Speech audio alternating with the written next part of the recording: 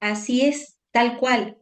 Inclusive hasta podríamos decir que esas mismas emociones negativas eh, podrían representar o estarían de algún modo gobernadas por los espíritus del mal, ¿no? Ujú, El espíritu de ira, el espíritu de resentimiento, el espíritu de culpa, el espíritu de enojo y cómo se va manifestando. El problema es esa disociación que tenemos entre ese nivel psicológico que es consciente y el nivel espiritual que mayormente ocurre en el plano no consciente, ¿no? Para no introducir el término inconsciente propio de la teoría psicoanalítica. No ujú. somos conscientes de todas estas operaciones, estas acciones, estos estados y estas situaciones que vive nuestra alma espiritual, es decir, en ese nivel en donde nosotros no lo podemos ver, no podemos tener una comprobación empírica de lo que estamos viviendo, que inclusive ocurre durante el sueño, ¿no? Que es llamativo, cómo nuestra alma espiritual sigue aprendiendo y teniendo experiencias. Claro, pero en ese nivel espiritual está lo bueno, lo luminoso que pertenece a Dios y está también ese lado oscuro, ¿no? Que pertenece al mal. Y claro, al operar en el nivel no consciente, la persona no sabe cuánto mal le puede hacer, por ejemplo, dar entrada a ese espíritu de ira, a ese espíritu de dolor, a ese espíritu de angustia y quedarse aferrado a eso, ¿no? Yo tengo un modelo terapéutico que básicamente lo diseñé en base a los distintos conocimientos que nosotros tenemos los psicólogos de distintas teorías, y me vino muy bien una técnica que se llama tapping, que se trabaja con presión sobre puntos nerviosos del cuerpo y ayuda a liberar esa carga energética de la emoción, porque si nosotros pudiéramos traducirlo a una ecuación, a una fórmula física, la emoción tiene una materia que es energía, ¿no? Y que muchas veces uno la siente, por ejemplo, cuando una persona está con ira, ¿no? Dice, si me gustaría patear todo, quiere decir que hay algo, una energía dentro de esa persona que lo impulsa a querer hacer algo negativo, algo malo, ¿no? Patear todo y tirarlo todo. Y lo contrario, por ejemplo, cuando uno está en paz, cuando uno siente alegría, también lo siente como algo, como una energía buena que está dentro de uno. ¿M? Sin tocar, ¿no? Esas cuestiones esotéricas que ahora están de moda, de las cuestiones energéticas del universo, que no nos estamos metiendo en eso, sino simplemente con una idea física, podríamos decir, ¿no? De la ciencia física, que obviamente para que exista una emoción tiene que tener una materia, y esa materia es una energía, nada más. Claro, pero esa energía, ¿quién la gobierna? ¿No? Así como la paz, como dice la Sagrada Escritura, en las cartas de los apóstoles, el Espíritu Santo, ¿no? Como un fuego divino, ¿no? Un fuego, y los frutos del Espíritu, la paz, la alegría, la fraternidad, esto bueno que nos da el Espíritu Santo. Y las otras emociones negativas, por eso como cuando usted dice, ¿no? Bajamos las defensas y por nuestras heridas, las heridas emocionales, entra todo ese mal y termina gobernando nuestra conducta. ¿Mm? Si pudiéramos decirlo espiritualmente, y bueno, ¿y quiénes son estos seres que gobiernan esos estados emocionales que son negativos? Recientemente tomé como paciente a una señora de 64 años, que de pronto comenzó a sentirse mal y dice, yo como soy risueña, no me daba cuenta de que estaba angustiada. Claro, le digo, es que estás bloqueando toda la angustia que tenés guardada. ¿Y de qué era esa angustia? Era de haber sido abusada sexualmente cuando tenía 3 años y medio, y el miedo que todavía guardaba de toda esa experiencia traumática. Pero no era solamente miedo, cuando empezamos a trabajar estas emociones, empezó a salir el enojo, el enojo. ¿Y hacia quién el enojo? Hacia su mamá, porque cuando ella con 3 años y medio le dice a su mamá lo que le había pasado, su mamá no le cree. En una primera instancia no le cree. ¿Cómo no va a sentir enojo esa criatura?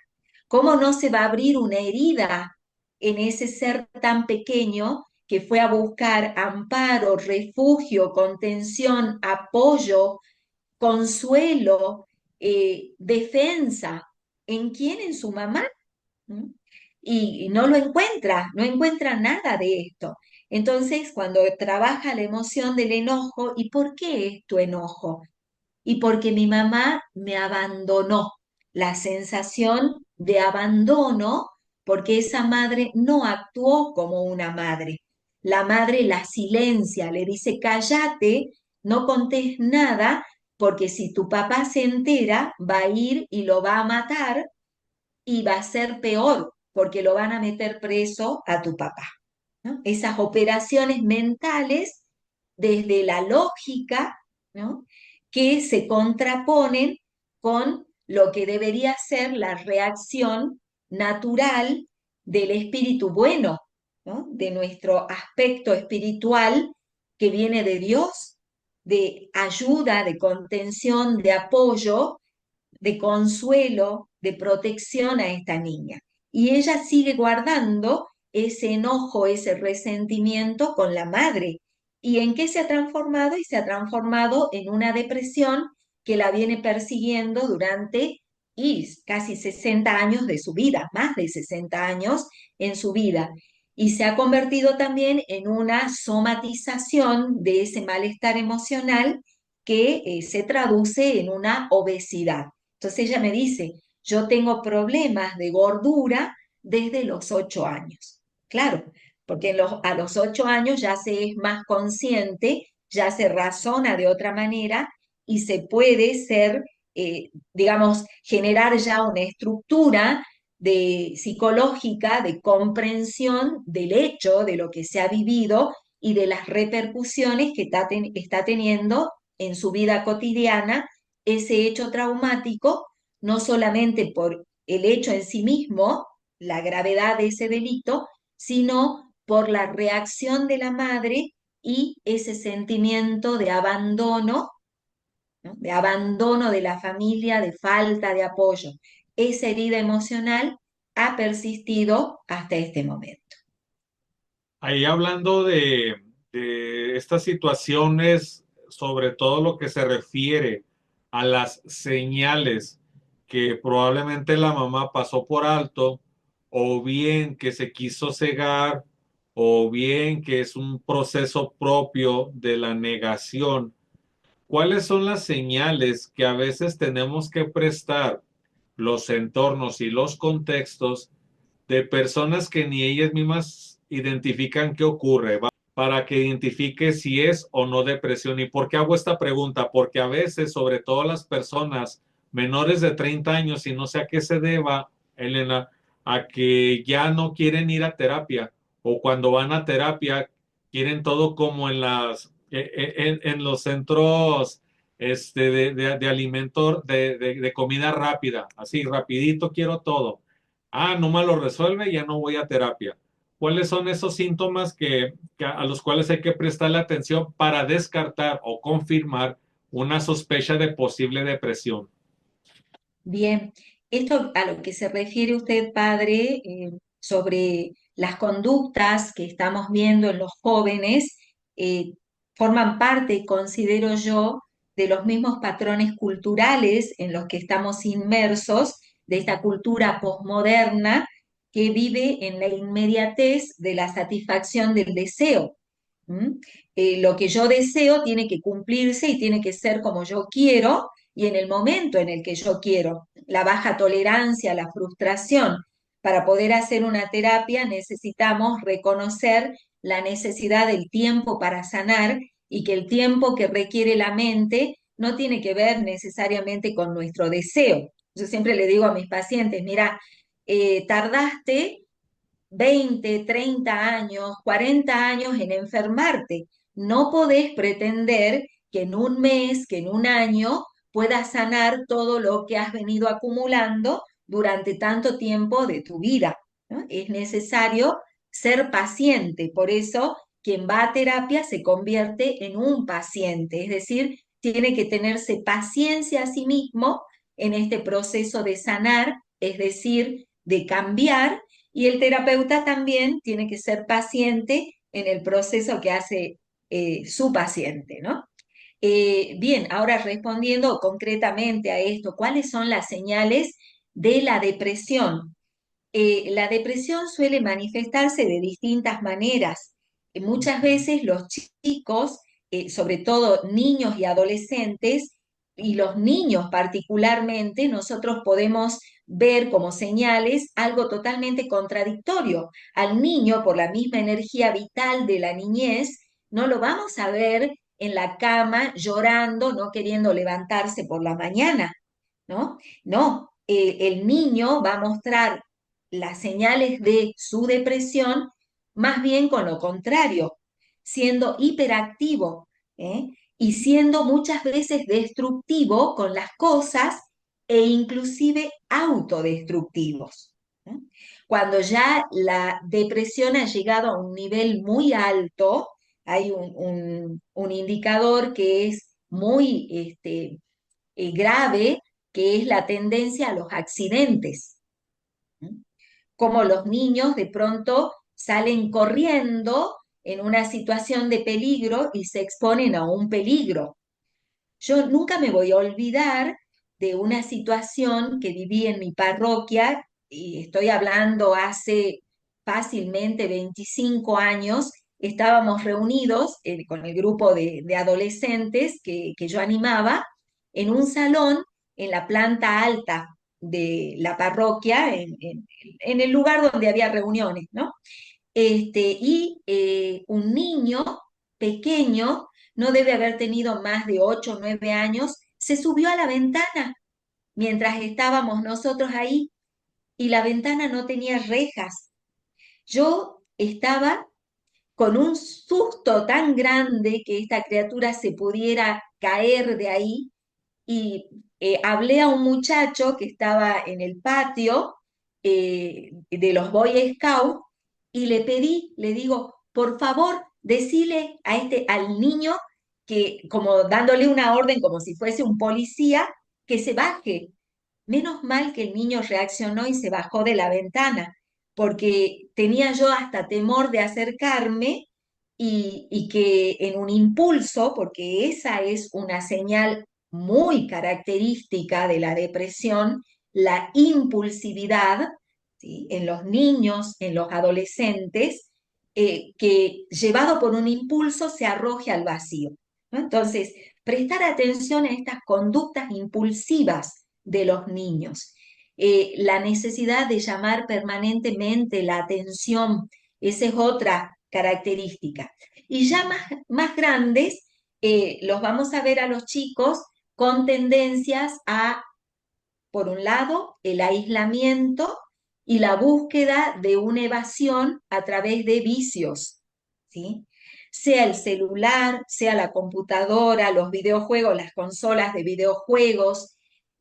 También tenemos el tema de las drogas, el alcohol, que está, ¿no?, tan extendido el consumo de alcohol en menores, esa alcoholización, pero ya extrema, que, por ejemplo, acá es muy común que si no terminan prácticamente desmayados de tanto tomar alcohol, no se detienen. Eso habla también de ese comportamiento impulsivo propio de la depresión, de estados depresivos, en una sociedad en la que ya no hay una auténtica comunicación entre padres e hijos, esa disgregación, ruptura de los lazos familiares, los chicos que quedan a la deriva cuando los padres se separan, y los padres creen que no, bueno, pero era mejor así. ¿no? Las veces que a mí me contestan, era mejor así porque nos peleábamos mucho y le hacíamos más daño estando juntos. Sí, está bien, pero eso no significa que a los chicos no les haya afectado gravemente esa ruptura de la familia.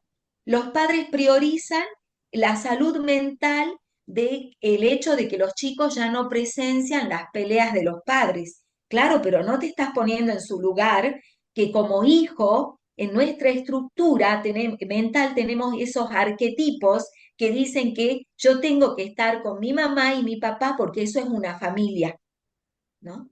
Nos han hecho creer muchas otras cosas tan diferentes con esta cultura, sobre todo esta cultura progresista, donde pareciera ser que esto natural, que es propio de lo biológico, que un niño nace de un padre y de una madre, ¿no? Lo queremos borrar con nuevas tendencias culturales, ¿no? Como si lo biológico no contara.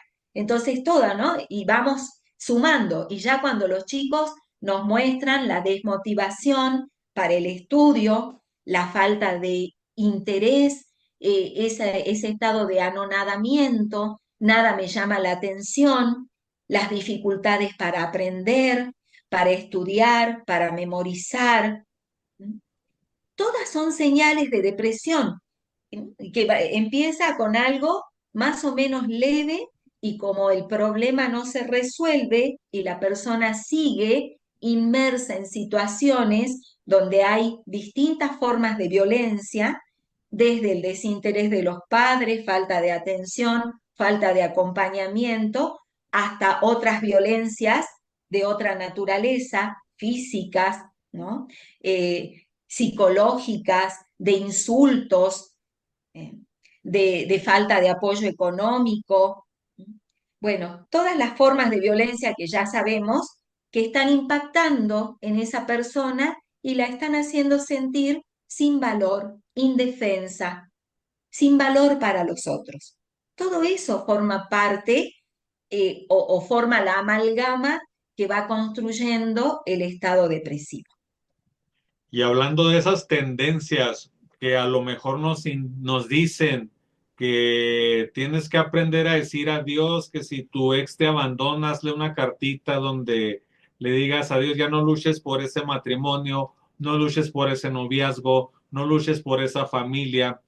¿Qué decirle precisamente a estos dos canales, a tanto a 880 MX como a Vela Típica? ¿Qué mensaje decirle a las personas cuando entendemos nosotros que no es así, que no hay que rendirse?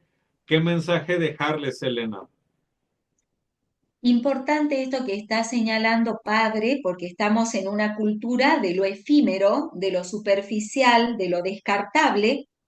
Entonces pareciera ser que construimos lazos afectivos y se los pueden borrar simplemente con escribir una carta. Fíjese lo ilógico, lo irracional de una postura así, Así porque es. realmente el lazo afectivo es un caminito que se abre gráficamente, podríamos decirlo, ¿no? Como una metáfora en nuestro cerebro, para que haya un lazo afectivo con una persona, hay una interacción constante de una serie de neuronas que establecen conexiones. Y esas conexiones que han establecido las neuronas no se van a desconectar de un día para otro mágicamente escribiendo una cartita. Bueno, esa es otra característica de nuestra cultura y de la proliferación de ciertas ideologías, prácticas de tipo religiosas, mágicas, ¿no? Donde las personas creen que por hacer determinados rituales, ¿no? de carácter mágico, fíjese, ¿no? Cómo hemos llegado en esta posmodernidad que se jacta de tener más atención a lo afectivo, a lo emocional, hemos llegado a una irracionalidad absoluta, ¿no? Porque el pensamiento mágico precede al pensamiento real y concreto, que es un avance en el desarrollo cognitivo de la persona. ¿No? Y se descree, por ejemplo, de lo espiritual que está enmarcado en religiones como la nuestra, como la religión católica, no se cree porque lo espiritual no se puede probar, pero el pensamiento mágico funciona, ¿no? Haciendo una cartita, despidiéndose o haciendo una fiesta porque se han divorciado. Acá también se puso de moda esto de me divorcié y en lugar de hacer el duelo por esa familia o ese vínculo afectivo, esa relación, esa pareja, ese matrimonio, ese noviazgo, en el caso del divorcio, el matrimonio que ha fracasado, hago una fiesta. ¿Por qué? Porque ya está, ¿no? Ya hay que decirle adiós y dar vuelta a la página, dicen acá, y escribir otra historia, ¿no? Como se sustituyen las personas, como si fuese que uno cambió de zapatos de un día para otro. Y no es así, obviamente, porque el vínculo afectivo se ha generado con ese compromiso, con ese considerar al otro como importante para mí. No se genera un vínculo afectivo con alguien que no es importante para mí. Entonces, si hubo amor en la relación, si hubo amor en este matrimonio, ¿qué es lo que ha hecho que fracase? Sabemos nosotros desde las enseñanzas que recibimos en estos últimos tiempos de profecías, de exorcistas que han podido hacer hablar, ¿no? al adversario y que el ataque fundamental del mal está en la familia. Y para que haya familia tiene que haber una relación afectiva entre un hombre y una mujer y ese amor que se ha construido es el que da lugar a que haya una familia. Y ahí es donde ataca el mal, ahí es donde ataca. Entonces, ¿qué es lo que ha hecho fracasar? ¿Qué hace fracasar? Y si no buscamos las razones, las causas, y en las que podemos estar ambos involucrados, tanto el esposo como la esposa, porque entre dos se ha construido y entre dos también se ha destruido, porque se ha hecho o porque se ha dejado de hacer lo que correspondía hacer. Entonces, cuando hay amor, es muy válido tratar de buscar qué es lo que ocurrió, tratar de sanar las heridas y cambiar, proponernos seriamente cambiar aquello que ha dañado la relación, ¿sí? Es totalmente válido. En el programa anterior señalé que una de las estrategias del maligno es la utilización de el sobrelenguaje, la sobredefinición, el llevar a un plano abstracto lo que a nivel concreto pudiésemos definir claramente como lo que es el amor, el esfuerzo, la perseverancia, la familia. Ahora no, simplemente este último concepto, familia. Ya ahorita con el nuevo orden, con la Organización Mundial de la Salud, con el DSM-5, bueno, no tanto el DSM-5, pero sí las definiciones de la psicología, de la antropología, de la sociología, nos hacen ver que un perro puede ser parte de la familia, es decir, el individuo solo con un perro, el individuo solo con un gato, que no hace falta varón, mujer, hijos para que sea una familia. Entonces es una confusión tan severa que yo me doy cuenta en usted misma cómo intenta llevar de lo abstracto a lo concreto para que nuestros oyentes y nuestros seguidores y miembros entiendan lo que queremos decir. ¿Pero por qué? Porque si bien es cierto, nuestro Señor nos elige del mundo, seguimos estando en el mundo. Entonces, en esta parte y no la quiero dejar de lado, no crea que lo olvidé. La parte educativa, cómo el socialismo nos va envolviendo en que a cada quien, según su necesidad, a cada quien, según su trabajo, el comunismo va envolviendo y nos va jalando. Y precisamente una opinión, Elena, sobre cómo también ha permeado el maligno ya en los planes de estudio, cómo el maligno ha permeado en la formación docente y cómo ha permeado allá en Sudamérica, concretamente en Argentina, y créame que en México no cantamos mal el tango, como dije en nuestra reunión anterior. Sí, esto que está señalando, padre, es una realidad lamentable, lamentable en los sistemas educativos.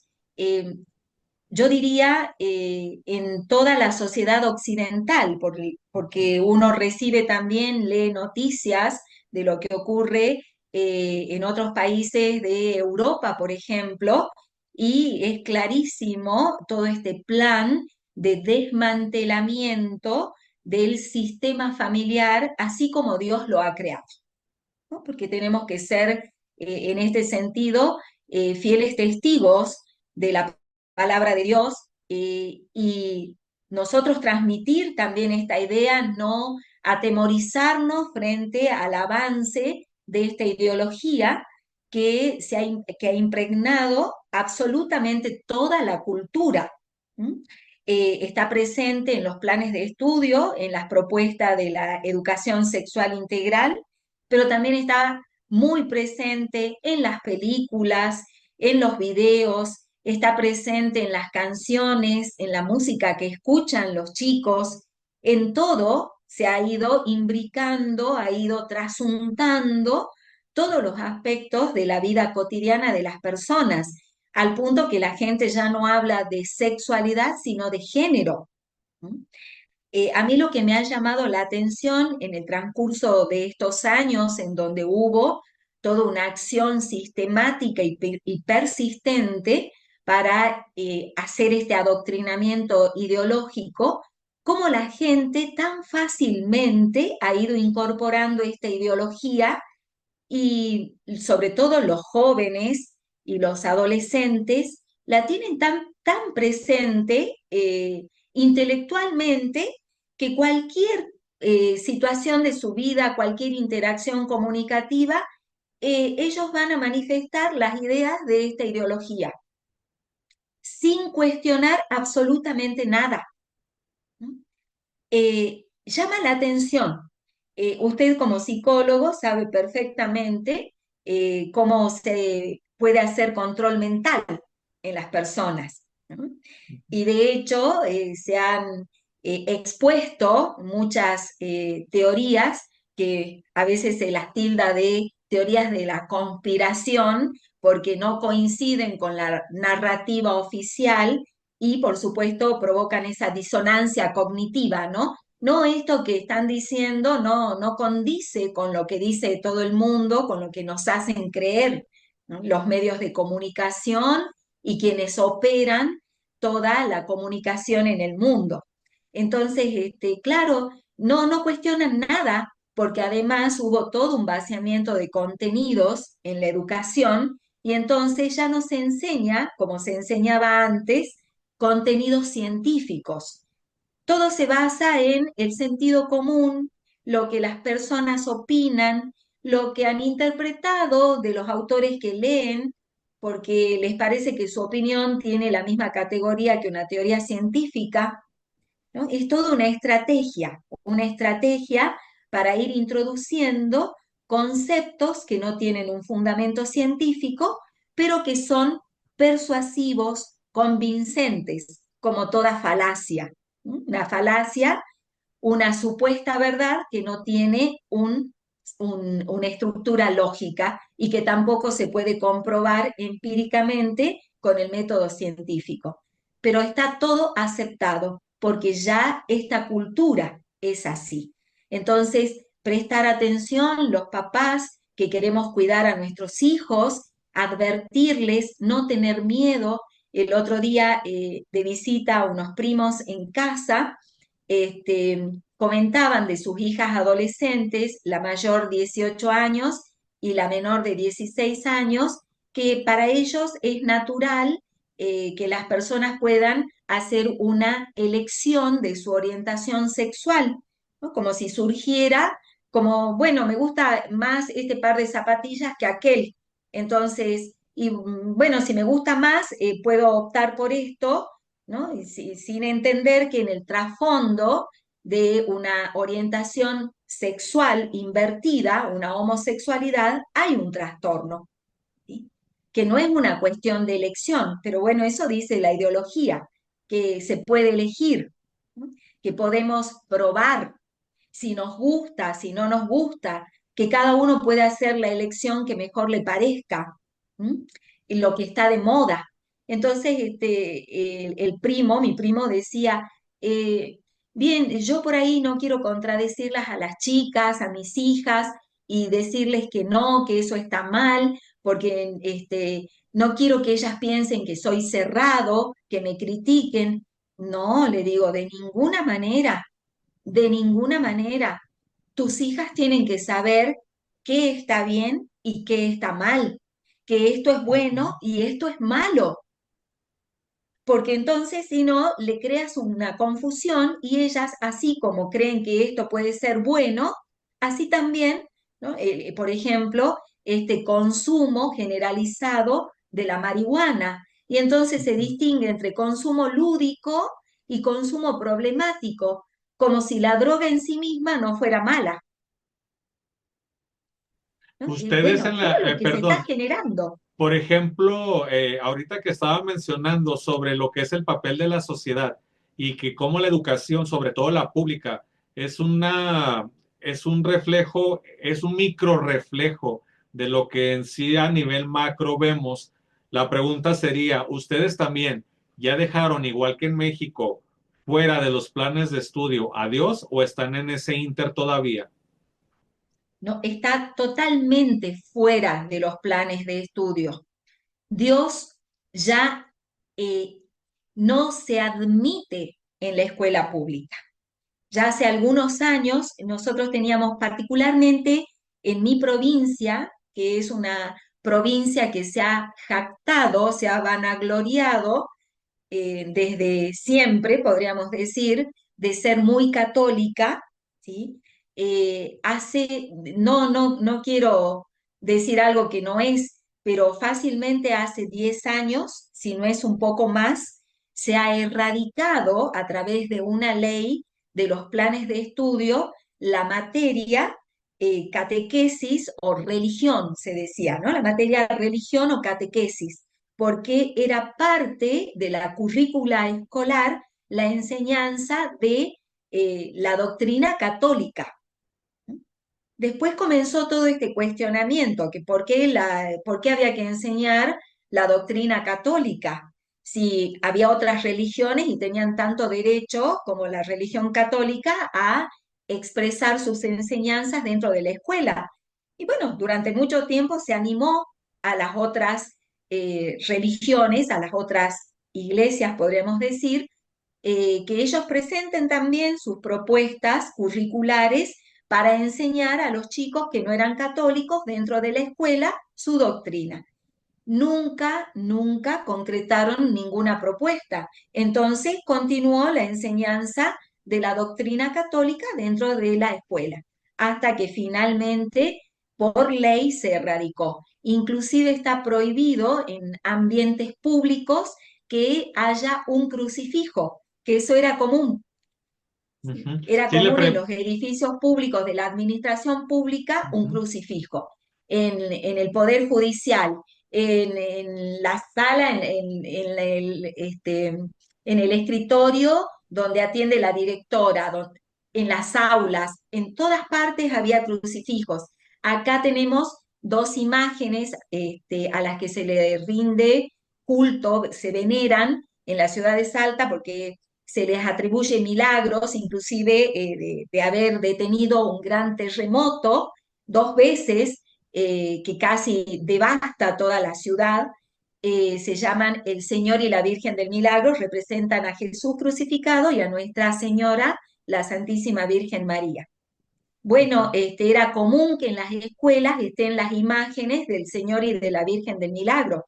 Por ley se erradicó toda expresión religiosa dentro de la escuela pública. Yo tenía la esperanza porque cuando veo que el señor Milei convoca para que oren por él, me llamó a mí la atención ver, por ejemplo, en la catedral al arzobispo ortodoxo. Por eso yo tenía la esperanza de que nuestro Señor Dios eterno, ya tuviera otra, ustedes como en Argentina tuvieran esa imagen de que si se les permitiera, porque acá en México está prohibido, sin embargo, acá otras potestades lo quieren hacer la equivalencia. Ah, es que la energía de las siete potestades, una representa a la Virgen, así como en África, otra representa al Santo Niño de Atocha, así como en África. Entonces, hacen una mezcolanza y una mezcla que nos hemos perdido. Por eso es que le preguntaba a usted cómo en Argentina están viendo todavía a Dios nuestro Señor en la educación pública y en la vida pública política. Totalmente ausente. No, no, no, Dios no está presente. En todo caso, se ha ido sustituyendo la religión católica por otras creencias, particularmente, diría yo, orientales. Está muy extendida toda la práctica del yoga, de las religiones orientales, del budismo. La gente inclusive identifica que una persona es muy espiritual porque practica yoga, hace meditación. Eso no quita el hecho que también hay este sincretismo religioso y este eclecticismo, ¿no? ¿De tratar de conciliar posturas tan opuestas? Personas que son católicas y creen en la reencarnación, por ejemplo, personas que son católicas y practican yoga, creen en las energías del universo, en lo mágico, hacen rituales a la luna, el ritual de... Tienen distintos rituales que sinceramente no los conozco en profundidad, pero esa es la realidad que se está viviendo en Argentina. Y el presidente Milei, usted sabrá que él es judío por adopción, ¿no? Y pertenece a esta rama del judaísmo que está operando detrás de la escena con el nuevo orden mundial.